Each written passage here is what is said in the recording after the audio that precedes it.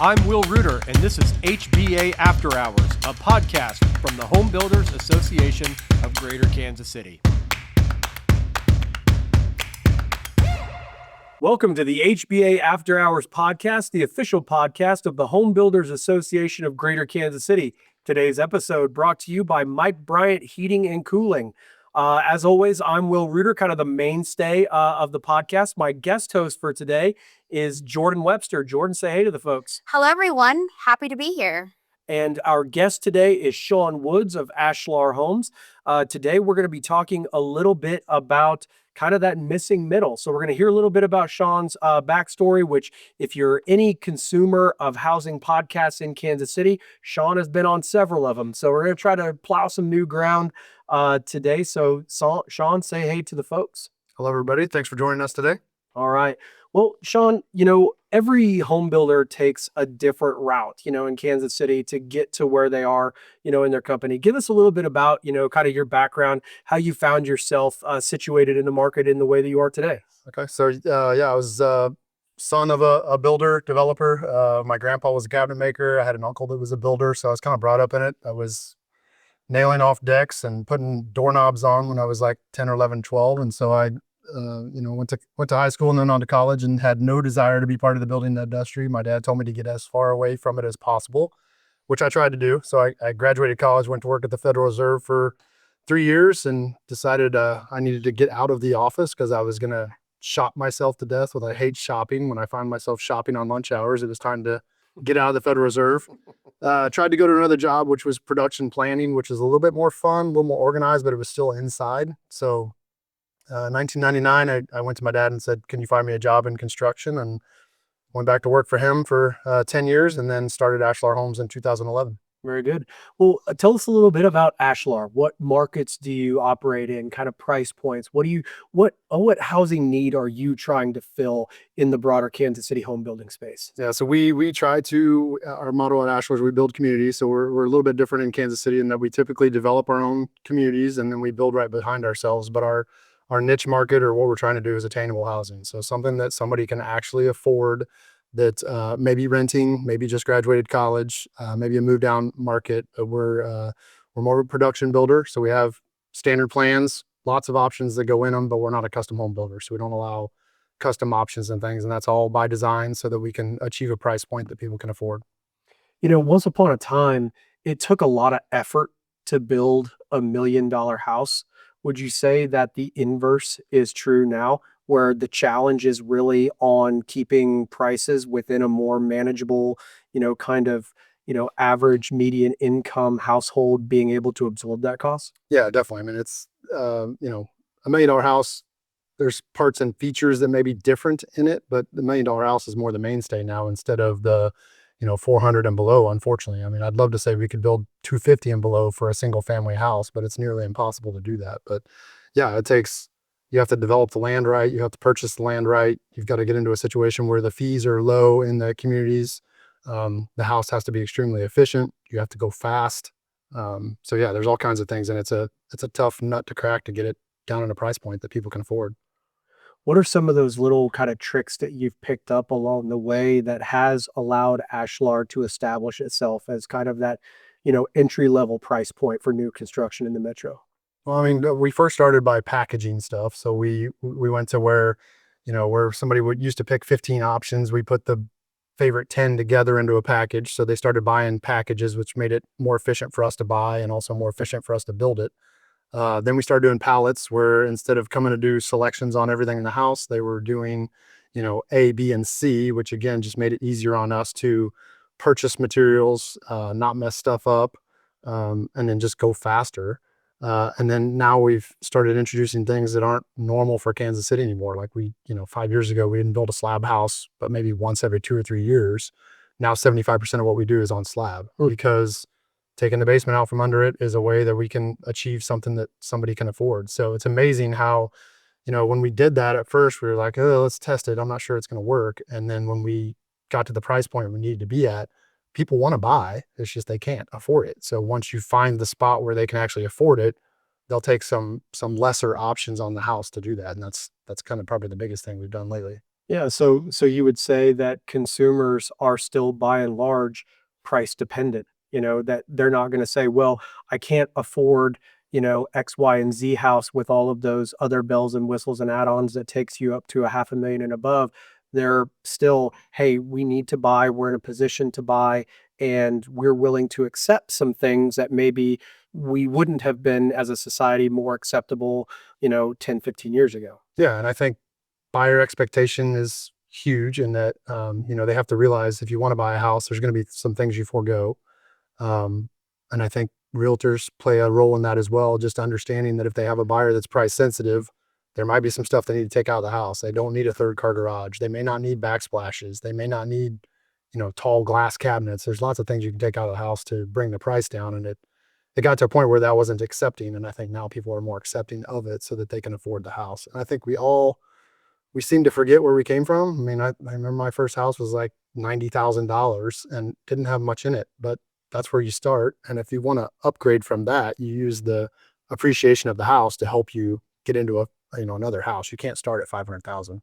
Yeah, I mean, you can turn on HGTV. What's that show, House Hunters or whatever, and you show a couple. It's like, oh, I'm a volunteer dog psychic, and my husband is a part-time mariachi band trumpet player, and our budget's 1.1 million. Yeah. It's like, what?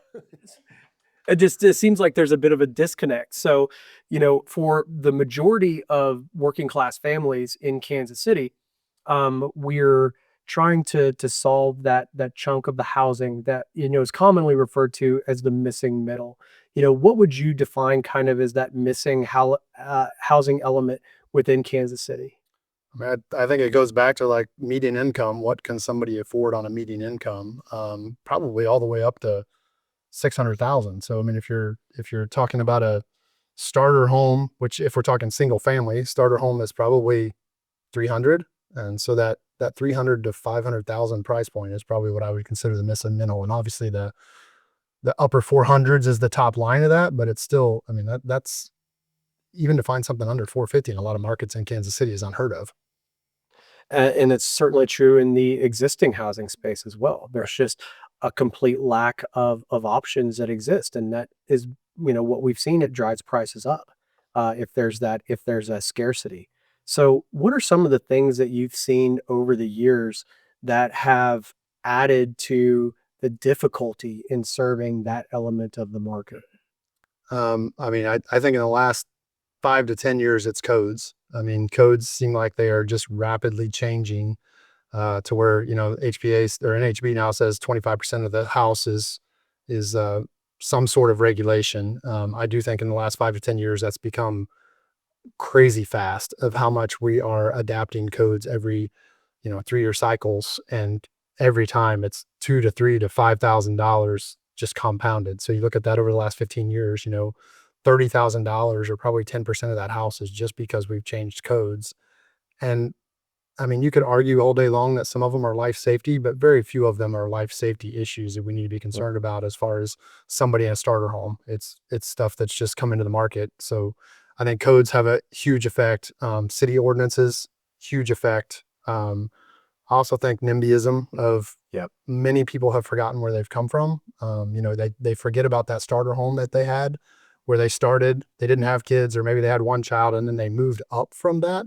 They get up into a neighborhood and they're like, I can't have that kind of housing around me. And it's like, there's nothing wrong with that kind of housing. Everybody needs it. We need it. And it needs it to drive the rest of the market too. If you have a $750,000 house you want to sell, you need somebody in a 250 to 350 house to come up into that house and buy it. So NIMBYism for sure I don't know how many times I've seen city council meetings where a perfectly good project is being planned and the neighbors come out in full force because of whatever reason and they shoot it down. And the problem with that is not only are you not going to develop the housing for it, but the cost associated with even getting to the city council Yeah. is so large that once you spend that money on that project, if it gets shot down, you have to absorb it somewhere. So that's driving up costs as well, just that unknown. I mean, I think for a builder, the unknowns of a city council or a city ordinance of, can I build that house there or not?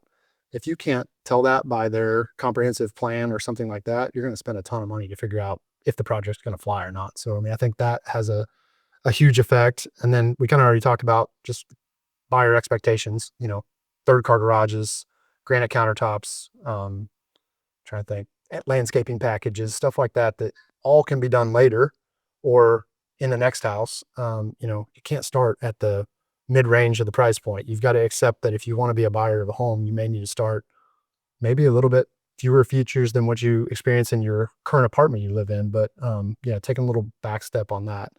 And then I think as a builder and a developer too, especially in Kansas City, I think we're very inefficient in what we do. I mean, we send our trades back 3 and 4 times to do things. We don't have good scopes of work or what they're supposed to be doing on the house. So people are guessing. So from a builder's perspective, we need to be much more efficient in what we're doing and much more planned and be good project managers. And there's all kinds of money and waste in there that can be saved as well to save people money. How often? So we sit, at the HBA, we've sit in rooms regularly with cities and we listen to city councils who say, who are you talking about, that give pushback on these developments because the houses are looking too similar or they don't like the side of the house that the garage is at. Like how often does that pushback happen kind of in your niche market that you're serving?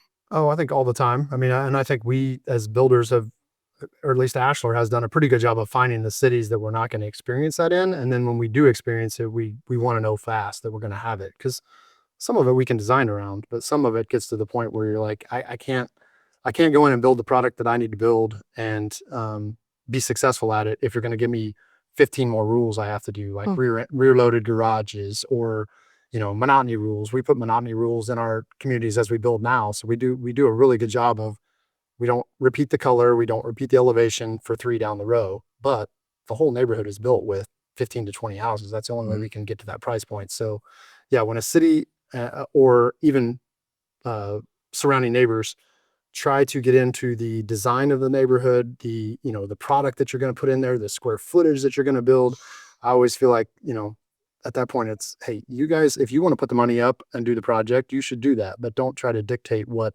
the buyer is going to buy. So, Yeah, I think, as we look out in the community, there is not a single entity, whether it's a city council, county commission, or public groups that aren't talking about housing. Where's all of the housing?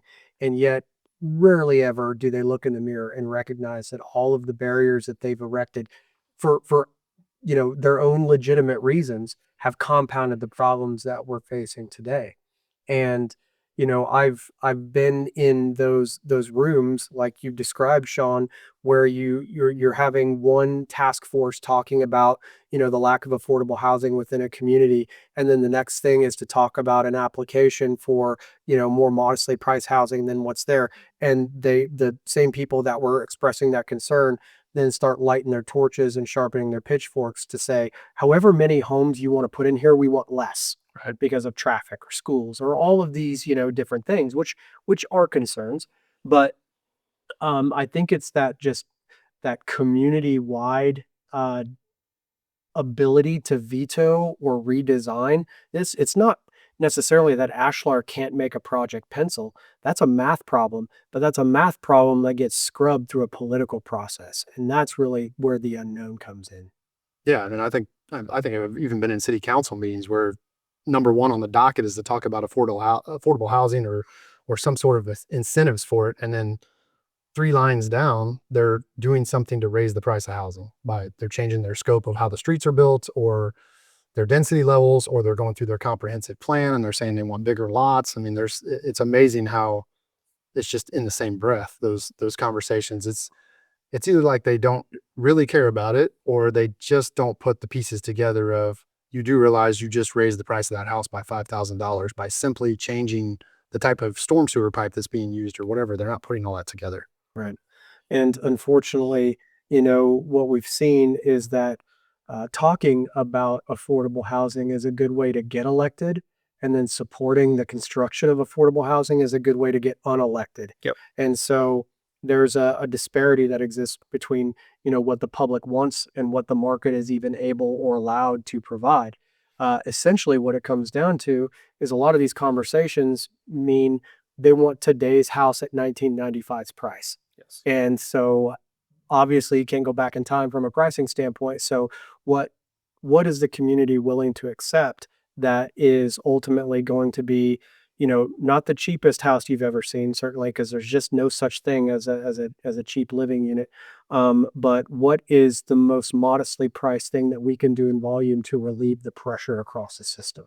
Yeah. And I think when the first community that realizes it or the second one, there's going to be a plethora of people that run to it. And it's going to be amazing how well that helps that community build not only something that people can afford, but just it's going to help their housing stock and their whole community when they start introducing houses that people can afford to buy to start with and then start their way up to homeownership through third and fourth and fifth purchases. So I don't know what the silver bullet is, but there's probably 50 different ways to attack it, and we need to attack it from 45 of them. And some of them are only going to save $1,000 a house, but $1,000 is $1,000. Some of them are going to save $5,000 a house, but there's a multitude of ways that need to be attacked to try to get the pricing down on houses. And it's unfortunately it's not just city councils, it's not just the public, it's not just the builder, it's not just the developer, it's the realtors, it's the buyers. I mean, it's all of us combined.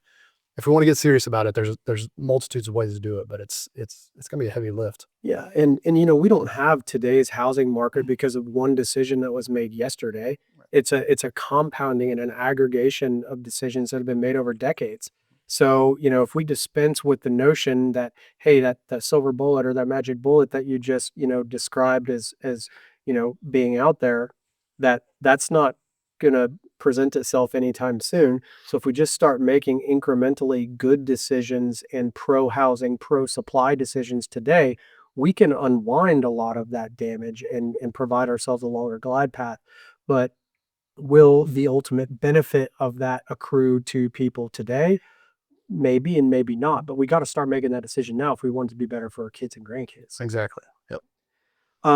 So what would you say is probably the biggest benefit that we've seen with your career in home building that have accrued to the consumer? We talked a little bit about some of the things that have prevented missing middle housing, and we've created kind of that gap in the middle. What are some of the good things that have come into the market that the industry has brought to the home buying experience, or from a product or livability standpoint that you've seen? I mean, I think it's amazing how much just things have come forward in software and things like that to where people can actually virtually build their houses now. I mean, on our website, you can add features and look at the house without actually standing in it, which helps us to not have as many spec homes, but it also helps the buyer to, shop from their living room if they want to. And then I think one of the biggest misconceptions that a lot of people have is that the construction industry, while it's, it pulls a lot of stuff from 30 years ago, it is ever changing with technology. Like, air conditioner units can continue to get more and more energy efficient without code mandates to do so. Insulation becomes more advanced in every single house we do. The methods and the research that we find out on wind bracing and things like that. So I do think we are definitely building a far better or far superior home today than we were 10 years ago, even for the energy efficiency of it and the strength and the longevity of that house. So I think that just technology is playing a huge role, both from the consumer's ability to buy the house, but also just from our construction practices. Yeah, and the reason I asked that question is because it's important for listeners of this podcast and just the general public to know that innovation is constantly occurring in the home building space. I know you talked a little bit about how builders need to be better and create those efficiencies, and they're doing it.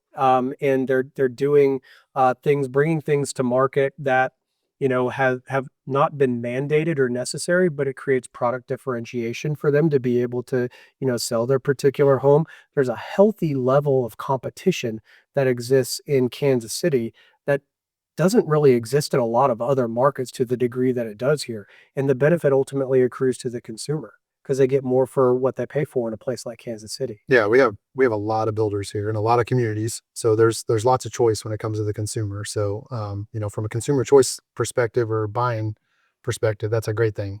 From a builder developer, probably not the best thing in the world sometimes because the competition is stiff, and if you make a mistake, you're going to find yourself taking money to get a house to close instead of getting money at the end, which is the end goal, unless you're building not for profit, which is not most guys' goal. But yeah, I think Kansas City is definitely a unique market in that aspect. So we talked a little bit about codes being one of those kind of constraints that have complicated the ability to serve a more diverse market. Another one of those things, which Mm. Jordynn heads up our efforts here at the HBA on, and you've been a part of, is our workforce development. Talk a little bit about the labor component as far as being able to create those housing opportunities across the pricing spectrum. Yeah, I mean, I think I'm not sure where it happened, but somewhere we lost track in this country of, you know, uh, people working with their hands. For some reason, and I don't know when it was, in the 70s or 80s or 90s, somewhere we thought everybody's got to go to college. And when you go to college, you're going to end up having the best job in the world. Um, Little did we realize that a lot of kids, they don't need to work with a computer. They get joy from working with their hands. They see success with working from their hands, and they're just not college material. I mean, they're tradespeople who need to do uh, crazy craftsmanship and things like that. And so I don't know where we lost touch in that, but when we did, we stopped training up the next level of workforce. So now that puts us in the construction industry. We have a huge generation gap from, probably 60 years old and older is all aging out. They're not there to do the job anymore. And then your next group of individuals that seem like they're coming in are 25 and below. So, we got that 25 to 6-year-old range where we didn't put any construction worker or trade partners in the field, which is making it to where even more technology has got to come into effect to try to, how can we do the same job we used to do with 5 guys on a job site? We need to be able to do it with 3 because we don't have as many out there. So, um, I do think through efforts of the HBA and just lots of stuff, I mean, college tuition rates and things like that, I think people are starting to look at the trades again. But Mhm. unfortunately, again, that's just the same as our affordable issue. It's not a snap of fingers thing. It's probably a 10 to 15 to year, cycle of trying to get people back into the trades. So it's unfortunate. It's where we're at. We have to deal with it. But yeah, I hope people see, I have a son that did a semester of college and decided this isn't for him. And, for me, I went to college, graduated, but I was like, look, I don't care if you go to college. I just want you to work and I want you to work hard. And there's no way he would have made it in an office job or even a college setup program like that. And when he got in the field, he thrived at what he was doing just because he could see the fruit of when I left for the day, I know exactly what I did. And that's how a lot of people's minds work. Yeah. Well, Jordynn, Yeah. describe, kind of some of the Sure. stuff we do with workforce development and trying to make sure that there's a workforce that can actually accomplish the work that needs to be done on a job site. Sure. So, here at the HBA, I think our biggest priority is making sure that we support those construction trade instructors. There's different associations and organizations, and not that there's anything wrong with this, but, they sit on boards with the career advisors, they sit on boards with the administrators of the school districts, and we've kind of made it a priority to support the teachers because the teachers are who are with these young individuals day in and day out. They know their skill sets, they believe in these kids, they want these kids to succeed. And those are the relationships that we want to cultivate in order that we can kind of get our message to those young individuals. And we have different programs here at the HBA, kind of our big workforce initiative, which Shawn has been involved with over many years, is our Foundations for the Future Week, with the main event being the Parade of Playhouses, where we actually have 15 school districts that have students that are building these small houses, learning kind of all the trade skills that there are kind of within the industry. And then those playhouses get to be on display to the community at Union Station for a whole week in April. So they get hands-on experience, they get to invest in their community, and then they have opportunities to network with people such as Shawn in hopes of potentially securing a job after graduation. And so that's what we want. We want these kids going into the industry knowing that success follows them in this industry. And that's kind of one of our main priorities. One question I had for you, Shawn, was what do you think the biggest misconception is with careers in the trades? We at this table know the type of success there is, but I mean, I honestly think the misconception is probably most of the time driven from parents, unfortunately, that think that their child is not a failure, but less Mm. than if they don't graduate from college. Yeah. And I mean, I don't know the statistics, but the amount of people that come to the trades and then own their own business and then are highly successful as a business owner is probably far larger than the people that go to college. So I think that's the misconception we've let fly out there. And then they also have thought, they want to talk about what school their child went to or what college they graduated from.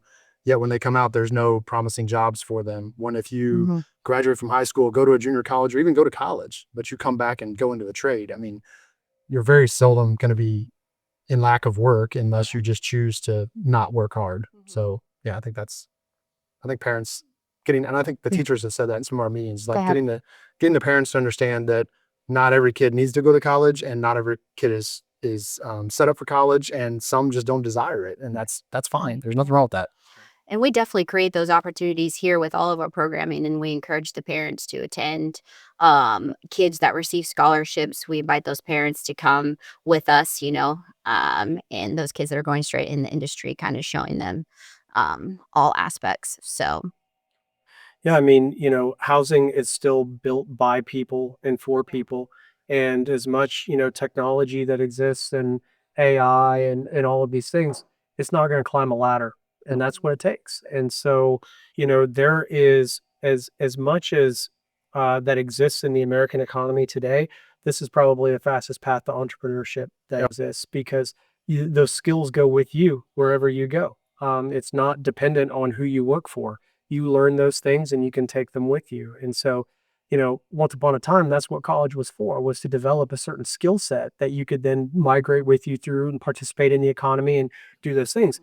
Well, now it's just, kind of credential seeking almost in college. So the ROI has changed so significantly that I think with Gen Z and some of these preceding generations, it is now, what can I do to be productive? What can I do to create value? And there's an economic element to that, but it's not, okay, I need to have this piece of paper on my wall as a measure of success. Is, am I adding value?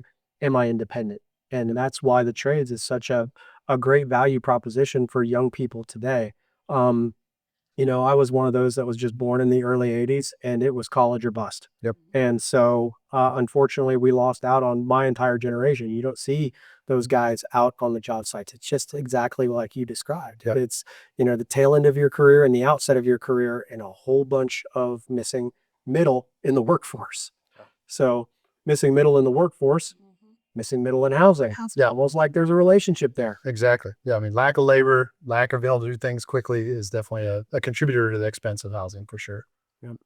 So we describe the the kind of the 5 L's of housing is what constitutes a housing market. For those that this may be their first episode, it's land, labor, lumber, lending, and laws. And the confluence of those 5 things kind of dictate what housing can come to market. And so, we're talking about building a house, what it's going to cost, who's going to build it, where you build it, and what you're going to build it on plays a big part of that as well. And of all of the, inventory that's the toughest to replace, it's tough to replace a workforce. It's tough to replace materials. It's even harder to replace lots in the land because they're just not making any more of it. Yep. And so, you've been involved in land acquisition, land development. What are some of the challenges in acquiring parcels that you're going to be able to, eventually put the product that workforce element of society is going to be able to afford? Oh man, the challenges are many. I mean, obviously, do you have utilities there, sewer, water, gas, electric? Is the ability there to actually serve the housing once you put it there? Which is different than it used to be, right? With Yeah. the utilities, a generation ago, providing the Yeah. infrastructure within the development, so it wasn't all on the developer to put all of that infrastructure in. Yeah, I mean, I can remember when I first started, way back when Missouri Public Service was now Evergy.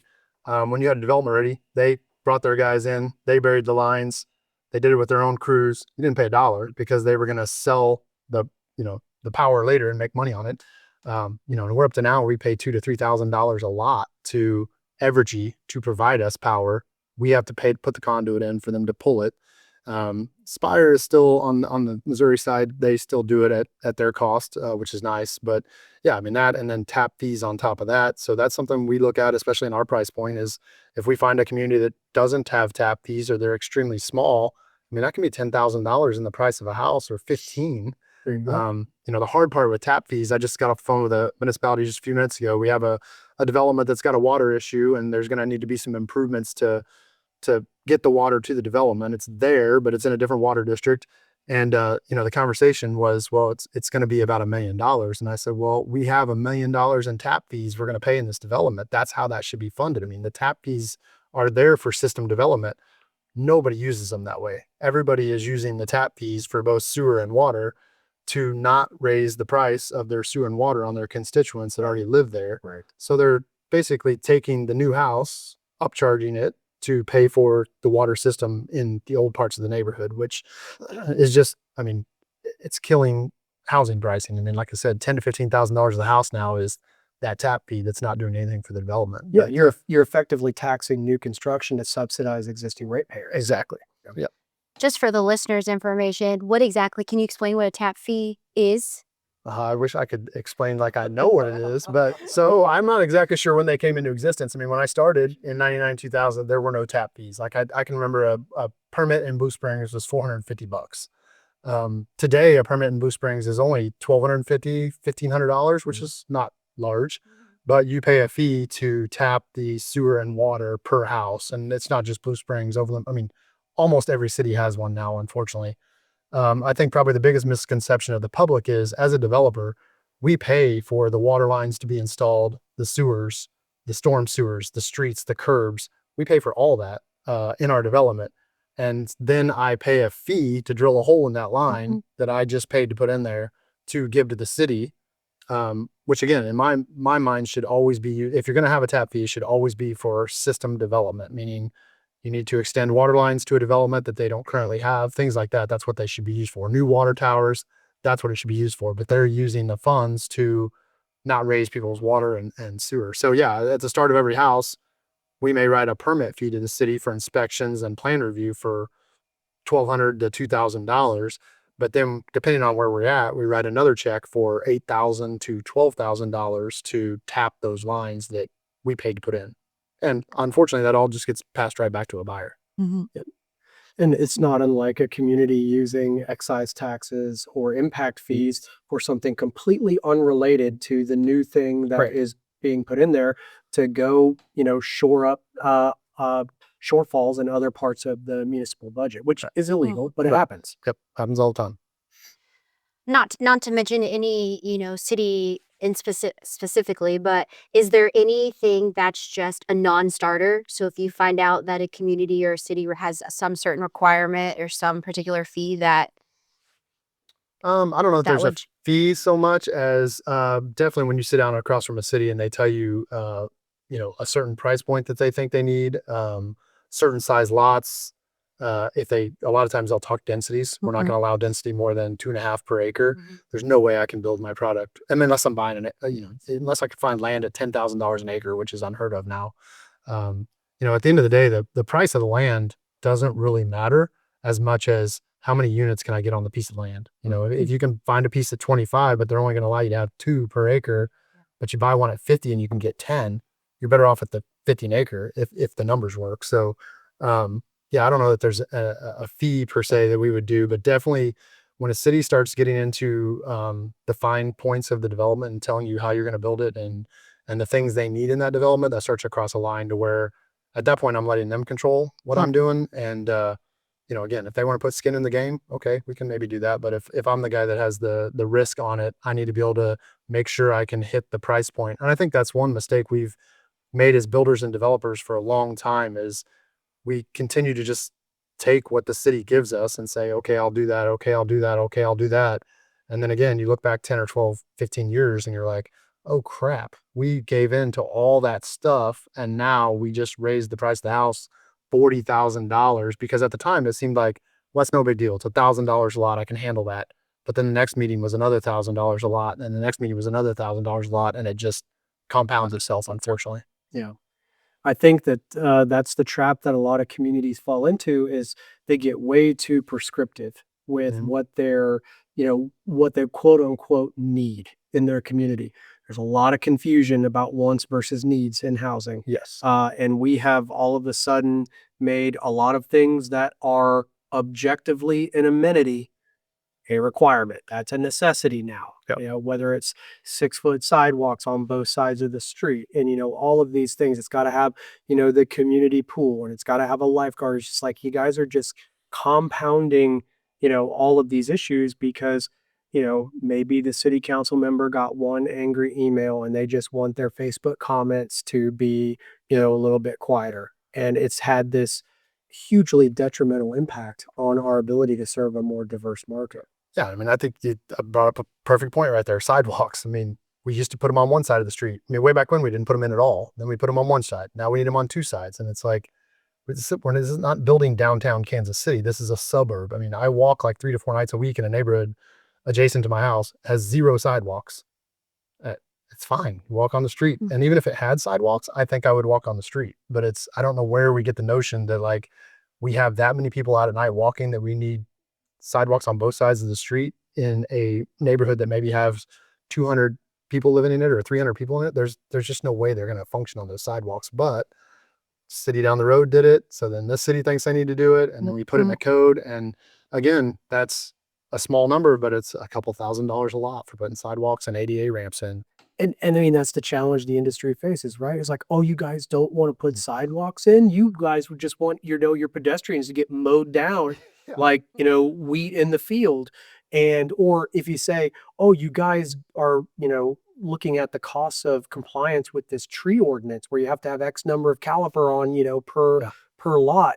You guys hate trees. It's like, no, we love trees. Trees are good for development. They help things sell. The same with sidewalks. We're trying to find that balance to make sure more people can take advantage of new construction. Exactly. Because if you put all of those things that don't have to do with the ability to live safely and productively within your home, that's all extra. And you're just basically saying, unless you make X number of dollars, you can't avail yourself of new construction. I think that's wrong. Yeah, I totally agree. And I think, as back to your other point too, I think that a lot of times the amenities or the things in the house or the community, we equate that to quality. And those two are not the same. I mean, yes, you have choices, but whether a house has a granite countertop or a neighborhood has a playground or a pool, that has nothing to do with the quality of the house or the community. Those are amenities. Definitely you can pay for them. But I think a lot of times we confuse those things with quality of construction, and they do not go hand in hand. Yeah. Well, Shawn, you've been a long time leader in the HBA itself. What are some things that, our listeners or even your fellow members should know about the HBA that maybe they just haven't considered? I mean, I think the HBA, first and foremost, is here for the members. And I think it's amazing to watch people that don't understand what HBA and NHB are fighting for daily. I can't even imagine where we would be today if we didn't have the HBA and the NHB fighting for us on codes and NIMBYism and technology and things like that, to where I think the normal member doesn't even understand that or fathom it. And I do think that the more you become involved, the more you attend, the more you stick your neck in meetings and things like that, you're going to see how much they're fighting for you daily. And that fight, doesn't happen without people getting involved and being on the same page. So, like I said earlier, builders and developers for forever have given into things at the cities. I mean, I think we have to, as an industry, step back and say, look, there's certain things, yes, that need to be done for better housing, better communities, but there's certain things that we definitely need to put our foot down on. And I think the HBA provides that, I don't know, that group or that camaraderie that can have your back and say, yeah, we're gonna stand up to that as well, and try to make things better or less expensive for sure. Yeah, I think we've kind of crossed the Rubicon, right? Where we've got, a group of competitors, which is what the HBA is. But we're all looking around saying these markets are not operating efficiently, or we're all facing some common challenges. Let's get inside the HBA, work together to address those, and then go out there and compete under better circumstances. Yeah, and I think most guys would say, I mean, I would rather compete against a well-informed, good business person who builds a quality home, builds a quality community. I'd rather do that all day long than somebody not involved, not informed of what's going on in the market. So yeah, I mean, I think the better we as competitors not share information, but definitely share, this is a problem I'm having, this is how I addressed it, vice versa, makes for better competition for sure. Yeah.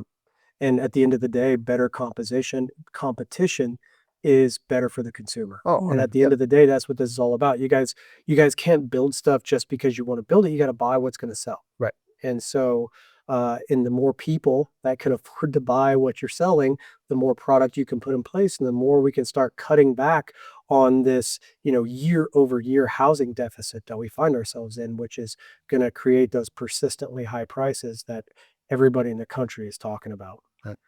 Well, Shawn, I appreciate immensely the opportunity to visit with you in this setting, and thanks to Jordynn for stepping in as our co-host today. If you've got any questions or topics that you would like a future episode of HBA After Hours to address, please go to kchba.org/podcasts. We want to hear from you. Housing is an incredibly diverse and complicated topic, so we're trying to break this down for everyone in 30-second or 30-minute increments so that we can have a more informed and robust discussion about what housing ought to look like in our communities moving forward. So with that, as always, I'm Will Reuter. I'm Jordynn Webster. And I'm Shawn Woods. And I appreciate you all listening. Have a great day.